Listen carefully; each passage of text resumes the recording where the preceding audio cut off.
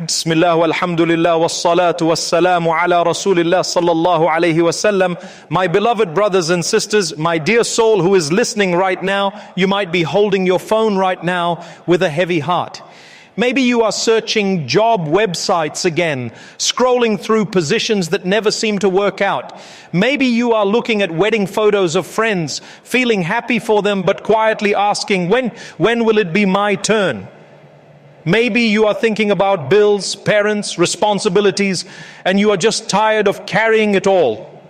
You try to be strong. You say to people, it will be okay. Allah will provide. Allah will send the right person. But when you are alone, another sentence appears in your mind that you do not want to admit. Does Allah still hear me the way He used to? Do my words even matter anymore? You did not stop believing in Allah. You did not hate worship. You are just exhausted. Exhausted from waiting. Exhausted from repeated disappointments. Exhausted from holding hope and seeing no clear change. So slowly your heart begins to step back. You still pray. You still believe. But you ask less. You expect less. You dream less. You start to adjust to the idea that maybe your life will always feel like this. Listen with your heart now. Allah has not stopped listening. You stopped asking the way you used to. Allah did not close His door. You quietly walked further from it, carrying your pain alone. There is a moment in the Quran that was revealed for hearts exactly like yours. A moment not of a powerful prophet on a throne, but of a man who had lost almost everything on the outside. This is the story of Musa, peace be upon him, before prophethood was fully clear in front of him. Imagine him for a moment. He has left his city in fear. There is no home behind him to return to, no wife by his side, no job lined up, no bag of monshat in his hand, no clear destination. He is walking as a refugee, exhausted under the burning sun. His body is tired. His heart is carrying fear of a past mistake, fear of being caught, fear of the unknown. Hunger, thirst, loneliness, and confusion are all inside him at the same time.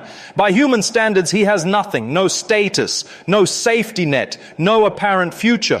Yet even in that state, when he arrives at a well in a place called Madian, he notices others. He sees a crowd watering their animals. He sees two women standing on the side, struggling, waiting.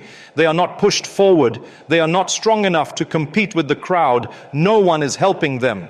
He does not wait for them to beg. He does not ask, what will I get in return? He does not negotiate a reward.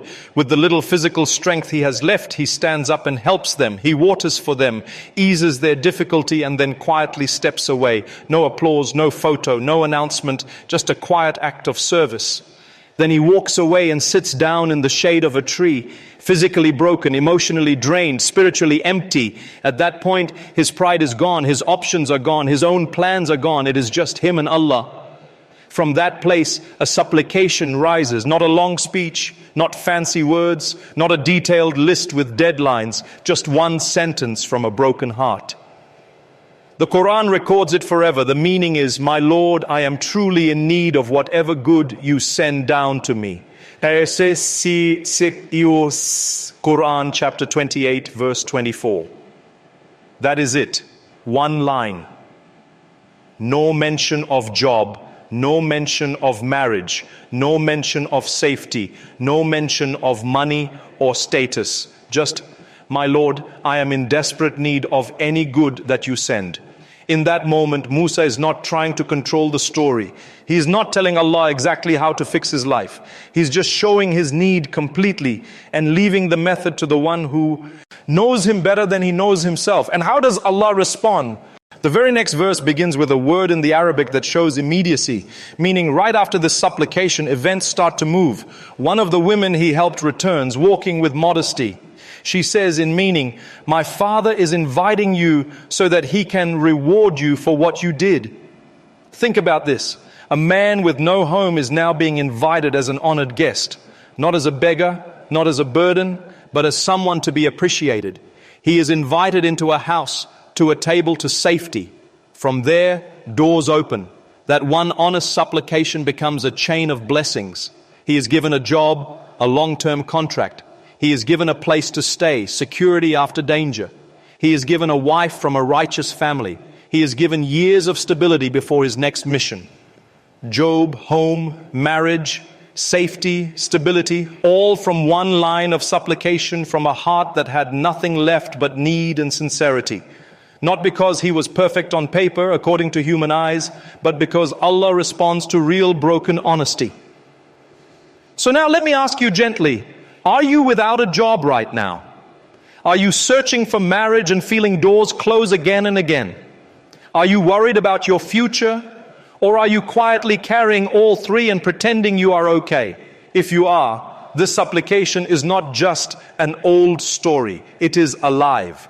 The Quran is not a history book. It is a manual for your life. Allah is still the one who responds. That has not changed. But our hearts have become tired, distracted, and sometimes half-hearted in asking. You might say, if Allah answers, why has my situation not changed? Why does the silence hurt so much? Why does the waiting feel endless? This is where many sincere hearts slip.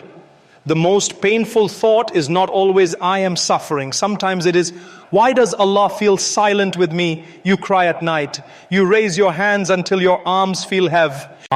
You whisper His names in the darkness. You wipe your tears and sleep. Then you wake up to the same problems. The job did not come. The proposal collapsed. The visa was rejected. The call never arrived. So slowly, a quiet disappointment starts to grow inside. You still believe Allah exists. You still pray, but you start to doubt whether your supplication has any weight. You never say it out loud, but you feel maybe it does not really matter if I ask or not. This is exactly where the devil loves to work on good people. He knows you will not suddenly leave your faith, so he whispers something more subtle. You prayed enough. It did not work.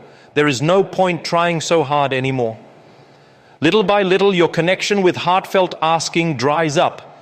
You might still repeat words, but the heart is not really present. Now I want you to hear this clearly. The silence you hate can actually be mercy in disguise. Allah says in the Quran, in meaning, call upon me, I will respond to you. Quran chapter 40 verse 60. He did not say, maybe I will respond. He did not say, I will respond only to the perfect. He promised response, but he did not limit that response to one form or one time. From the teachings of the Prophet, peace and blessings be upon him, we learn that when a believer calls on Allah, one of three things happen. Sometimes Allah gives exactly what you asked for in this life. Sometimes He holds back what you asked but pushes away a harm that you never saw coming. Sometimes He saves the reward of that supplication for you in the next life where you will need it most. And in some cases He delays the answer in this life because the delay itself is shaping you, protecting you, cleaning you. If every time you raised your hands you immediately got what you wanted, what would happen to your heart? Would your tears remain humble, or would supplication slowly turn into a transaction? Sometimes delay is the only way to keep you at His door. And being at His door is more valuable than anything He could give you here. But know this too, waiting does not mean doing nothing. Musa did not sit under the tree, refuse to move and say, if Allah wants to help me, He will send something to my lap while I sit. Before he sat and asked, he helped those women. He pushed himself to serve others even when he was empty. He took a step of goodness, then raised his need. So I want you to see a pattern. He served, he sat, he supplicated. Allah responded with more than he asked. What does that mean for you now? If you want work, ask Allah with this one line and also work on your skills, your applications, your consistency. If you want marriage, ask Allah with this one line and also work on your character, your communication, your environment. If you want stability, ask Allah with this one line and also cut what clearly harms your life and your faith. Here are some simple ways to live this supplication. First, memorize it in your own language with understanding. My Lord, I am truly in need of whatever good you send down to me. Say it slowly. Feel each part. My Lord, I belong to you.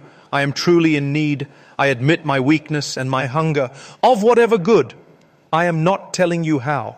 I just want what you know is good for me. You send down to me. Every gift is from you, not from people. Second, make it a daily habit. Say it after each obligatory prayer. Say it before you open a job website. Say it before you attend a meeting. Say it when you see a wedding announcement and your chest tightens. Say it before you talk to your parents about your future. Let this line become your constant companion. Third, combine it with real movement. If you are searching for a job, do not only repeat this supplication from your bed. Stand up, update your resume, ask for advice, apply widely, learn something new.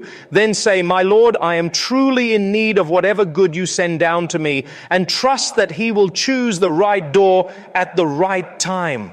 If you want marriage, do not only scroll through couples and cry. Work on your patience, your kindness, your faith. Speak to your family. Reach out through halal ways. Guard your gaze. Guard your dignity. Then repeat this supplication and leave the details to Him. Fourth, keep your actions clean. Ask for a good job, but refuse to enter clearly forbidden work. Ask for money, but refuse to cheat others for it. Ask for marriage, but refuse to build it on lies or disrespect. When you protect your heart from disobedience, you are showing Allah that you care more about His pleasure than about getting your wish quickly. Fifth, when you see others receiving what you are asking for, fight jealousy with supplication. When you see someone get a job, a spouse, a house, instead of thinking, "Why not me?" say, "My Lord, you are generous. You gave them. Please write for me what is good as well." Their blessing is a sign that these gifts still exist. They did not run out. The one who gave them has endless treasure. Most importantly, do not let disappointment turn into distance. Be honest with Allah about your feelings. You can say, "My Lord, I am tired, I feel confused, I feel left behind. Help my heart." He already knows. But there is healing in putting your pain back where it belongs, in His hands. Now let your heart join this supplication and more. Oh Allah, you know the one who is listening right now. You know their career worries, their marriage worries, their money worries, their secret tears. You know the nights they could not sleep and the days they pretended to be okay. Oh Allah, we admit that we are weak and you are strong. We admit that we are poor and you are rich. We admit that our plans are limited and your wisdom is perfect. Oh Allah, for everyone without a job, open a door of work that is clean, stable, and good for their faith. For everyone longing for marriage, send them a spouse who is a source of peace, mercy, and support towards you. For everyone drowning in debt or fear of the future, replace their fear with trust and their tightness with relief. Oh Allah, we are truly in need of whatever good you send down to us. Whether it is a job, a spouse, a home, knowledge, guidance, patience, or contentment, you know what we need more than we do. Oh Allah, do not let delay turn our hearts away from you. Do not let silence make us stop asking. Make every year of waiting a step closer to you, not further away. Oh Allah, write for us a future that makes us grateful in this world and proud when we stand in front of you in the next. Let us look back one day and say, "Your timing was perfect. Your plan was better than mine." Oh Allah, give us a job, a spouse, and wealth that all bring us closer to paradise, not further from you. My Lord, we are truly in need of whatever good you send down to us. Please send it with mercy, with bless. Sing and with forgiveness. My beloved brothers and sisters, my dear soul who is listening right now, if your heart felt even one small spark of hope during this reminder, hold on to it. Do not let it die after you close this video. Take this one supplication and make it part of your life. Serve someone even in a small way, then sit quietly and say from deep inside, "My Lord, I am truly in need of whatever good you send down to me." And trust that something is already moving in your favor, even if you cannot see it. Press like on this video as a small act of gratitude to Allah for reminding you that He still hears you. Write your own short supplication in the comments for a job, a spouse, or stability, so we can all read and ask Allah to grant it for you. Share this reminder with anyone who is secretly tired of waiting. Maybe it will be the reason their heart starts asking again, and that will be a continuous reward for you. And subscribe to this channel for more gentle, motivational reminders that bring your heart back to the one who writes every chapter of your story. وصلى الله وسلم وبارك على نبينا محمد and upon his family and companions.